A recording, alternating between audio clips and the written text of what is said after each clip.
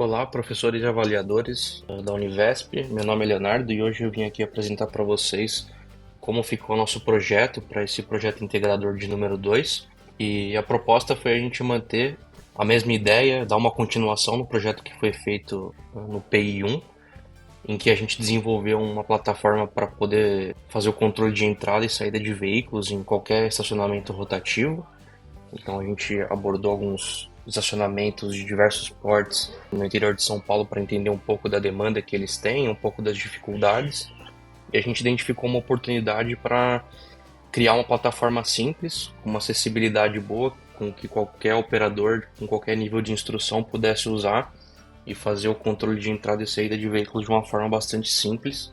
Então a gente já havia desenvolvido na primeira parte do projeto uma interface similar a essa, um pouco mais simples.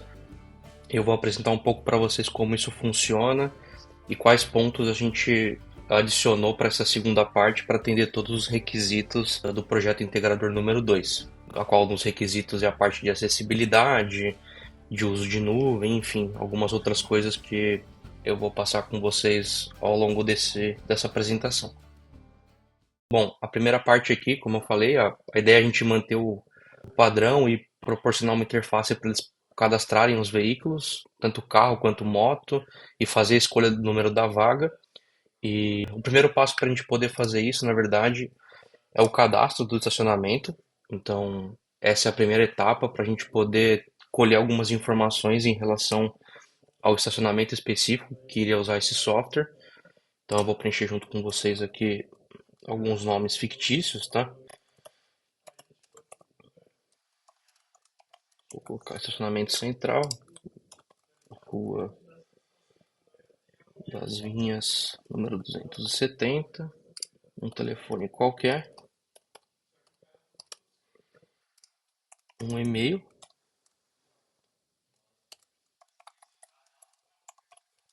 um CNPJ eu gerei aleatoriamente na internet, eu vou colocar aqui para manter o mesmo formato do campo, mas poderia ser qualquer outro. E aqui está a parte, vamos dizer assim, mais usável do nosso software, onde a gente colhe as informações de quantos carros e quantas motos, quantas vagas existem para esses dois tipos de veículo. Isso aqui vai ser importante para a gente poder manter o controle e dar visibilidade para o operador de como é que está a situação interna do estacionamento. Então eu vou colocar, por exemplo, 10 vagas de carros e 5 de motos, tá? E aí a gente faz o cadastro do estacionamento, aparece uma mensagem aqui de sucesso.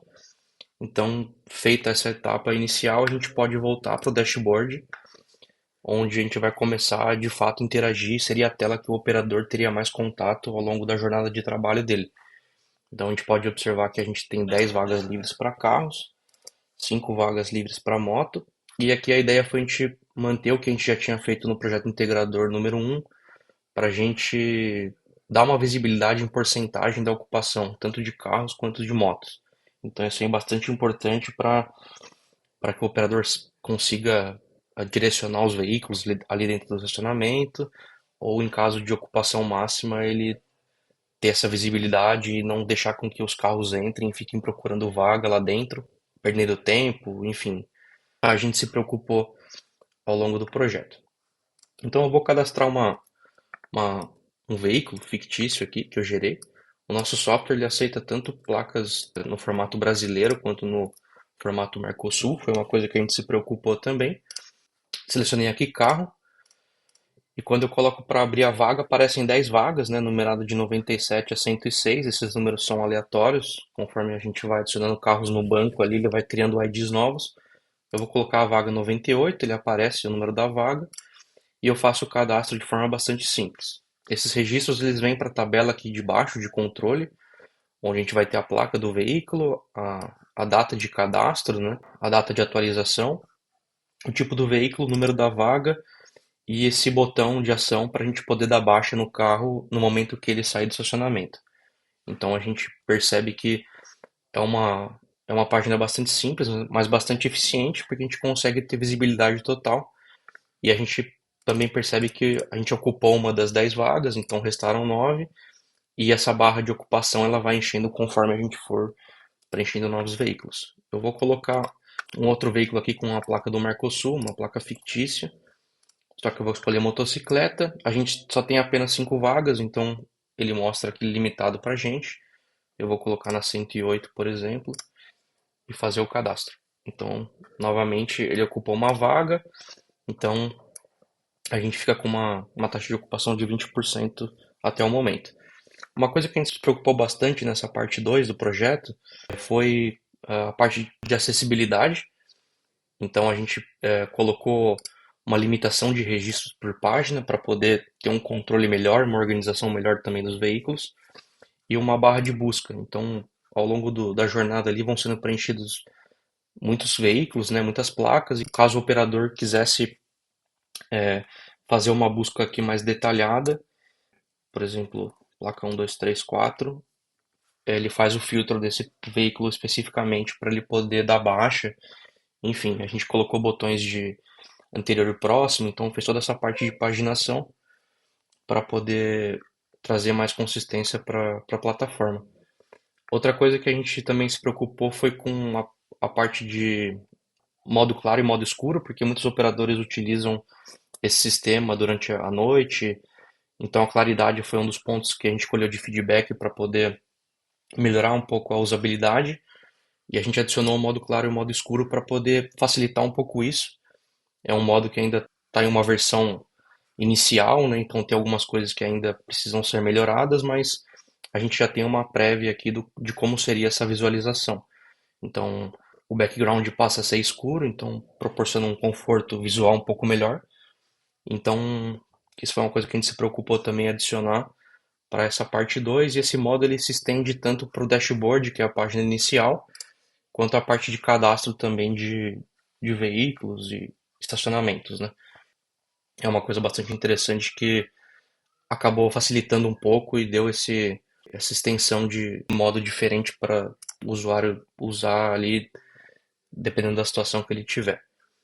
E uma das coisas importantes também que a gente se preocupou também foi ter implementado a API REST. No primeiro momento a gente não tinha feito dessa forma, mas como é um dos requisitos do trabalho, a gente se preocupou em fazer toda a implementação de back-end utilizando o REST Framework do Django mesmo, que foi o framework que a gente deu continuidade. Então, foi um dos pontos que a gente se atentou também. Aqui, pelos botões de ações, eu consigo dar baixa nos veículos, né? Então, removê-los da lista. E entrando agora um pouco na parte de nuvem, né? Que foi um outro tópico que a gente se preocupou em implementar. A gente decidiu fazer a implementação e o deploy desse sistema todo no Heroku, que é um PaaS, né, uma plataforma como serviço, que facilita bastante o deploy dessa aplicação para que qualquer usuário possa usar em qualquer lugar e circunstância, desde que ele tenha acesso à internet. Então a gente acabou optando pelo Django. Vocês podem ver aqui que existe uma aplicação aqui minha pessoal do Parque X, que é o nome do nosso projeto. Então, com todas as métricas ali de tempo de resposta, de throughput, memória do nosso sistema. É um dyno bastante pequeno, só para a gente poder fazer a implementação e testar também como isso fica disponível na internet. Junto a isso, dentro do Heroku, a gente também fez uso do banco de dados. A gente já inicialmente tinha feito com MySQL, mas depois a gente migrou para o Postgres para a gente poder fazer a implementação também desse banco dentro do Heroku, dentro da nossa aplicação. Então a gente também subiu um Postgres aqui dentro, com as informações ali de tabelas e tudo mais. Vocês podem perceber que existem 13 tabelas que o nosso sistema ele cria a partir dos modelos que a gente define no projeto, no Django. E é um banco bastante pequeno mesmo, só para a gente poder fazer o uso e apresentar um pouco para vocês também. Então toda a nossa parte de implementação a gente acabou optando pelo Heroku, que é uma plataforma bastante fácil de usar e que oferece um bom suporte e é bastante robusta também e bem madura no mercado. Então, basicamente foi esses os pontos que a gente se preocupou para poder trazer para o projeto 2, estendendo o que a gente já tinha feito no projeto 1. Então, se tiverem qualquer dúvida ou precisarem acessar o site, a gente vai disponibilizar essa URL aqui para vocês poderem acessar. Eu vou manter a mesma configuração, eu vou deixar esse estacionamento fictício cadastrado, e caso algum avaliador queira preencher com algum veículo, testar um pouco a plataforma, sinta-se livre E nosso grupo agradece o apoio também do orientador. E é isso. Obrigado e até mais.